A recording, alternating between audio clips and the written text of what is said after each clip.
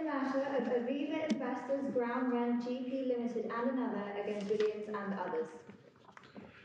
This case is about the extent to which Parliament has restricted the contractual rights of landlords of buildings, often blocks of flats, to decide on the amount of service charges which the tenants of flats in those buildings must pay.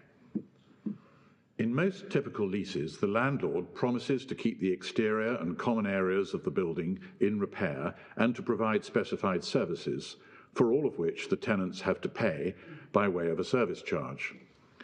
By that means, the landlord's expenditure is parcelled out among the tenants, either in shares stated in the leases or in shares which the landlord considers fair.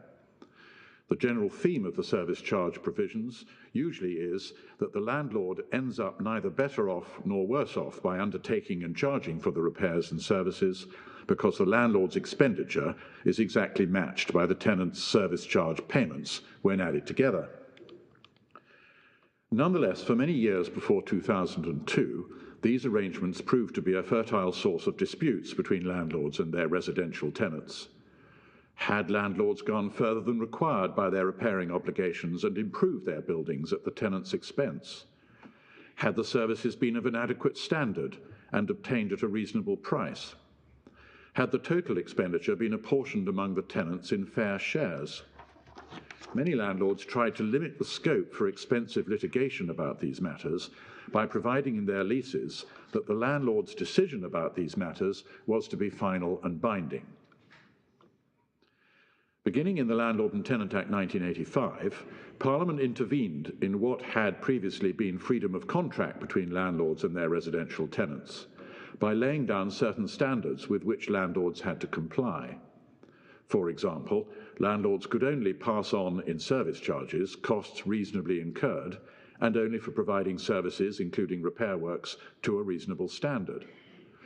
By later amendment, landlords were required to consult with tenants before doing certain works, and to provide tenants with summaries of relevant costs upon request. The effect of these and other provisions was to give tenants statutory rights to challenge service charges, as well as the contractual rights in their leases.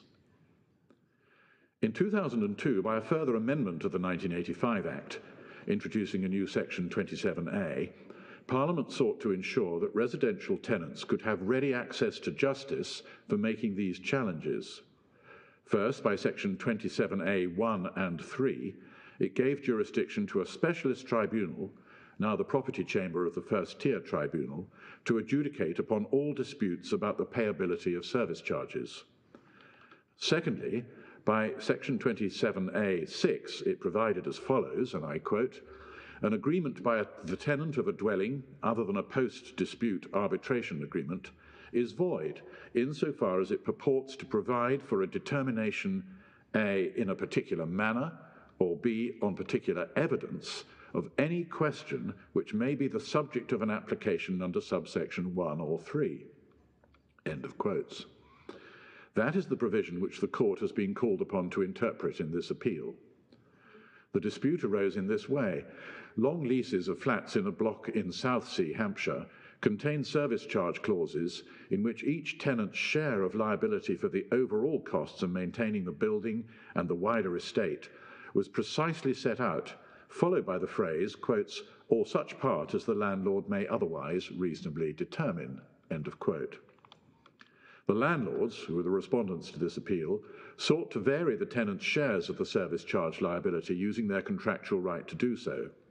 The tenants, or at least some of those whose shares had increased, claimed in the First-tier Tribunal that this right of the landlords to vary the shares was both unreasonable and, more importantly, void because of section 27A6. The First-tier Tribunal disagreed, first because the reapportioned shares were reasonable, and secondly because the clause, which I've quoted, didn't prevent the tenants challenging the apportionment before the tribunal. The upper tribunal held that the whole clause was void because of section 27A6. The result was that the originally fixed shares were not capable of being varied other than by agreement for the whole 125-year term of the leases. Not even the tribunal could vary them. The Court of Appeal held that the clause was not wholly void, but that the right of the landlord to make a reasonable variation was transferred to the tribunal by Section 27A6, so that it could be triggered by an application by any tenant in any year.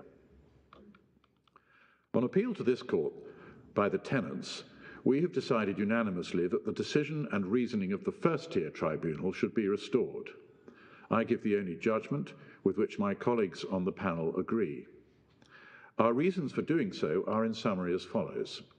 1.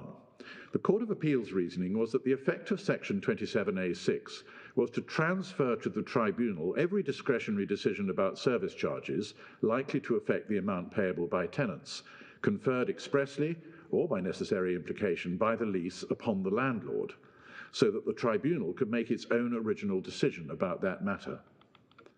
But this would greatly enlarge the jurisdiction of the tribunal under Section 27A1 and 3, which was only to test whether decisions made or proposed by the landlord were legitimate as a matter of contract and statutory regulation. Bearing in mind that Section 27A6 was an anti-avoidance provision, it would be surprising if it had the effect of enlarging the jurisdiction which it was intended to protect. 2. If every such decision was simply transferred from the landlord to the tribunal, this would have bizarre and surely unintended effects. In particular, if the tribunal was free to second-guess the landlord about every decision affecting service charges, prudent landlords could not risk making those decisions themselves and would have to refer them to the tribunal under Section 27A3, which would swamp the tribunal. By contrast, if the tribunal's jurisdiction remained to test a landlord's decision by reference to the terms of the lease and the statutory regulatory scheme, prudent landlords would tend to make and implement those decisions, taking the risk that it might later be found that they'd acted in breach of the lease or contrary to the statutory requirements, in particular the basic requirement of reasonableness. 3. The view reflected in the earlier authorities that Section 27A6 did render void all provisions in leases conferring the right on the landlord to make decisions about service charges, whether or not the decisions were expressed in the lease to be final or binding, had been tested to destruction in the present case. The upper tribunal had felt constrained to remove altogether the provision for varying tenants' shares, however unrealistic in relation to a 125-year lease. The Court of Appeal's approach, conferring a right on every tenant to ask the tribunal to vary the apportionment, opened a Pandora's box of potential disputes, which was far from the intentions of the parties, as reflected in the lease. 4. But the interpretation that Section 27A6 was there simply to preserve and protect the jurisdiction of the tribunal to resolve questions about whether the landlord's decisions had been contractually or statutorily legitimate resolved all those problems.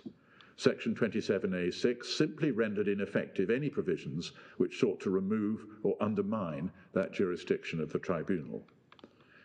5. That interpretation is arrived at by reading the word question in subsection 6 as referring only to any question which the tribunal had jurisdiction to decide under subsections 1 and 3. Applied to the facts of this case, the provisions in the leases enabled the landlords to adjust each tenant's share of the overall building costs, provided they acted reasonably. The tribunal had not been impeded from deciding whether the disputed adjustments were reasonable when challenged by certain tenants. The First-tier Tribunal decided that the adjustments were reasonable. Section 27A6 was not therefore engaged by the terms of the leases, giving the landlord power to make reasonable adjustments. Of course, if the leases had provided that the landlord's adjustments were final and binding, that stipulation would have been void, and the tribunal would still have been free to review them. The court is now adjourned.